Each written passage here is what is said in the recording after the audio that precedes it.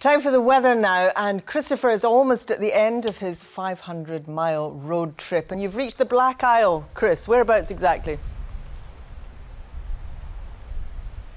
Yes, good evening, Sally. You join us at Rosemarkie, right on the beach here, the Murray Firth behind me. And actually, if you look over my other shoulder in the far distance there, you may be able to see that white building, the lighthouse of Channery Point, a great spot for spotting dolphins. And actually, there's a group of people right on the coastline there, probably seeing a pod of them just now. As you say, we've been journeying around the NC500, the North Coast 500, a touring route around the far north of the country, some spectacular scenery on the way. And today we've been taking things just a little easier. This is Sally and Kathy, travelling the route on 2 wheels, not 4. We met at the start of our journey a week ago. We've been cycling for the last 10 days or so, started at Kyle of Lacouche, following bits of the NC500, but also exploring quiet roads, just out of interest, meeting people, eating lots of scones. Today I'm slowing the pace too. The Nigg Ferry, a lifeline for locals, and a quirky addition for visitors too. It's not the dramatic scenery of the west and the north. It's gentle, it's rolling, there's rich agriculture here. It's slightly off the beaten track, but with the charms that we've got here, I would encourage people to come and explore.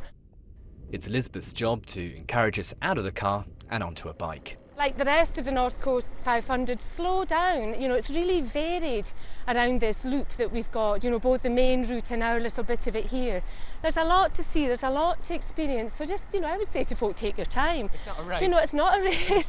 Cycling's inherently fun, isn't it? You get to go wee when you go down the hill. There's all sorts of fabulous places to explore, and then you really are out in the wild, and it's a low impact way to explore. We end the week as we started, wet. A Scottish summer. Need I say more? Of course, one of the things you can't do anything about is the weather. It's tipping it down. Thankfully, lots of little pit stops on the way. I don't know, any excuse for a cup of tea and a bit of cake. But that rain really was very heavy indeed earlier, and we've seen some really heavy rain across a good part of the country today. But this evening, well, a lot of that rain easing away, reasonably dry. Actually, the conditions here right now not too bad at all, I have to say.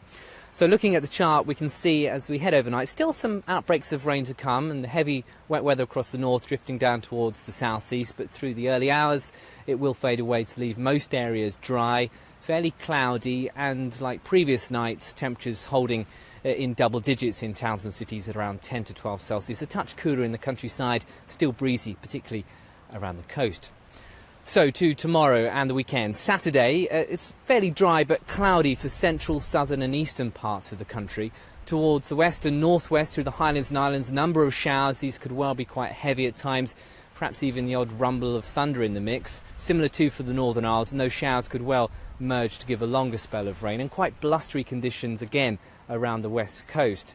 So by mid-afternoon, say around 4 o'clock, temperature-wise, we're looking around the mid to high teens for many. Probably a fresher feel compared with today.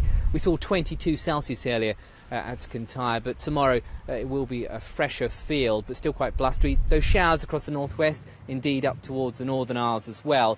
For a good part of Grampian and down towards the borders, well, reasonably dry here, perhaps even some bright spells in the mix too. So, if you are thinking about hill walking or climbing, the western ranges, particularly the northwest, expect some hefty showers to rattle through. Now, those wind speeds are steady speed. We could well see gusts up to around 60 miles an hour through the northwest highlands. Elsewhere, up to around 40 or 45. Temperatures there at summit level or Munro level. And across eastern ranges, well, less likely to see any wet weather. Fairly cloudy, though. And again, those wind steady speeds, we could well see gusts up to around 30 to 40 miles an hour at times.